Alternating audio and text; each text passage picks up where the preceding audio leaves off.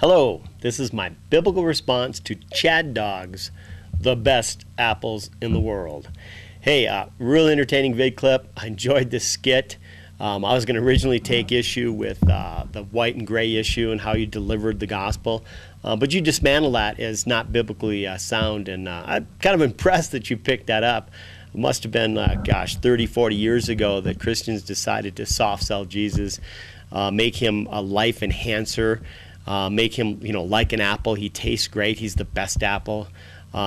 Gee whiz, your life will go better with Christ, and so on and so forth. And that's not really the purpose behind Christ, and you know that. I think you have a real good grasp on what the gospel message is and the purpose of Jesus Christ. So you've got that biblically correct, and you kind of dismantle the apple skit later on in the video, and I was impressed with that. And it reminded me of probably a hero of yours, Richard Dawkins, who talks about all of those moderate Christians who don't wholeheartedly believe in Scripture are atheists by default. He puts them into his polling data to increase his number of atheists in the world, and he's probably right there too. So you and Richard Dawkins have a neat insight on something that a lot of Christians don't face. They're not tough-minded about their own faith, and they end up just wanting to follow Jesus emotionally and not intellectually wrestle with the salvation message and wrestle with Scripture in a real intellectual, challenging way. And so it's insightful that you picked that up. So let's go straight to the root of some of your issues at the end of the video.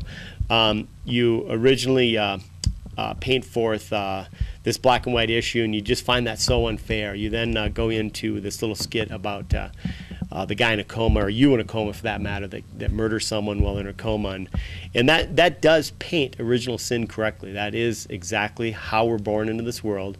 On the surface, it looks really unfair, like, golly, I'm just born in this world and I got to strike against me. That's not right.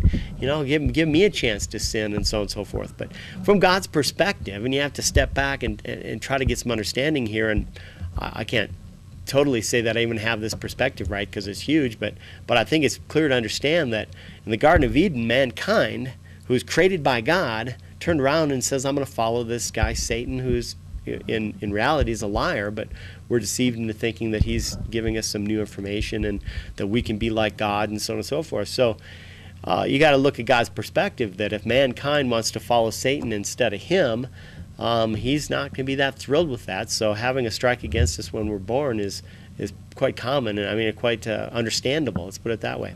So in the same light, Jesus then comes, God comes as Jesus, takes on flesh, and lives a perfect life, and then dies in our place.